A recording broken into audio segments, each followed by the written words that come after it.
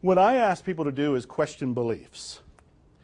Question beliefs. This is one of the reasons you want to be in miracles coaching. You want to have a coach of some sort. I'm going to talk about that a little bit more in a minute. But questioning beliefs, we live in a belief-driven universe. Do you realize that? Mm-hmm. When you change your beliefs, you change your reality. How many here would like to attract money? Yeah, everybody probably should put up their hands. You know one of the reasons that we don't? And I used to block it. Do you know one of the reasons?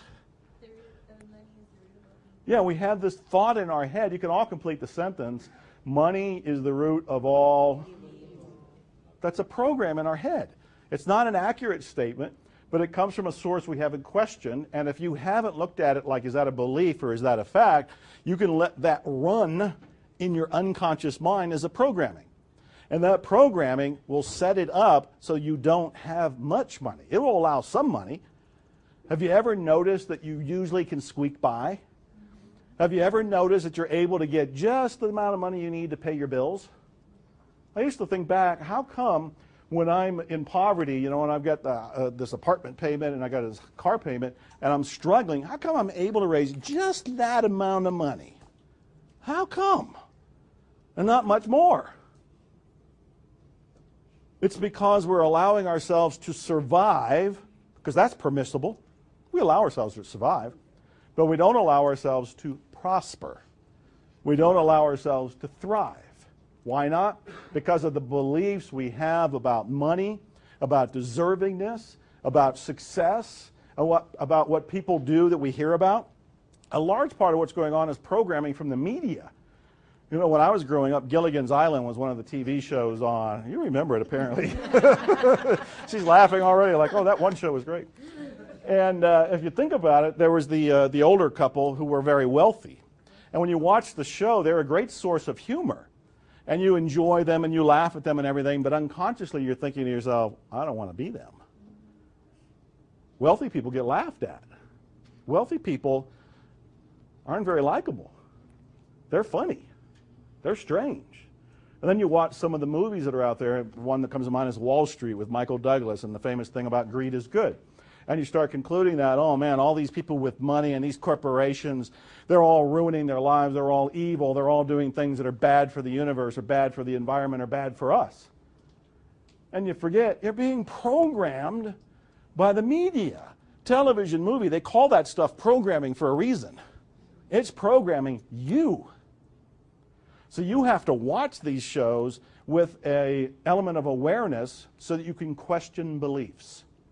And I tell people, look, you got to learn the difference between beliefs and facts. Beliefs and facts. Most of us are going to make announcements about the world and think that that's the way the world is, not realizing we made an announcement that's a belief, not a fact. The fact is something that's measurable, something that we can all agree on, something science would probably say is true. We can all look at the very same thing and agree on it. But a belief is something we can question, we can change, we may not all agree on it. But you know, the beliefs that operate our lives, they feel like reality. They feel like truth. And most of the time, you don't even know what those beliefs are unless you talk to somebody, which is why I keep telling people, it's why I even created Miracles Coaching, for example, is that you need somebody on the outside to look at what you're saying and what you're doing, because more often than not, you won't notice it. Do you realize there's virtually no limits to what you want to achieve? Virtually none. I mean, I've recreated myself as a musician. A year and a half ago, I had made a commitment that I was going to make this CD and that at the end of this year, listen to this, at the end of this year, I would be standing up and saying, I made my first CD and I'd give it out at Christmas and say, here's your Christmas present to everybody. But last December, last January, the editor of Austin All Natural magazine came to me and he said he wanted to put me on the cover of the magazine. And I said, well, that's nice, that's flattering. And I said, for what? And he said, it could be for whatever you want. A new book, it can be for anything. And I thought, well, when? And he said, well, the sooner the better, within the next couple months. And I thought, my original idea was to come out with a CD by the end of this year. But he wants to put me on the cover of the magazine. Could I come out with the CD in 3 months rather than 10 or 11 months? And I sat with this and thought, okay, this is pushing buttons in me. Question my beliefs. What's possible? Is it possible? Entirely possible. I went and talked to some of my musician friends and said, look, I want to create a support group. I want to get this done. I want to do it. And in fact, we made it a win-win. 2 other musicians and myself all agreed to get a CD done, 1 each, within 3 months, so it was all done for the magazine. 1 day before the deadline, all 3 of us were handing our CDs to each other, and I ended up on the cover of Austin All Natural with my first CD. You can have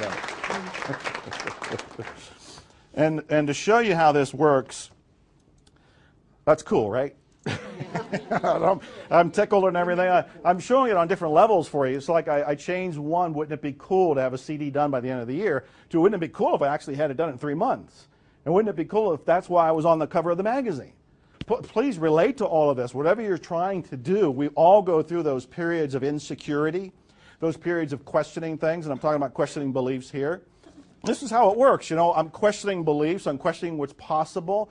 I am actually doubting limits. When people say it's not really possible, I go, why not?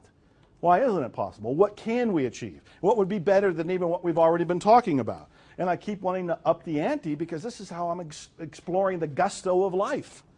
You know? Is this cool or what? Yeah.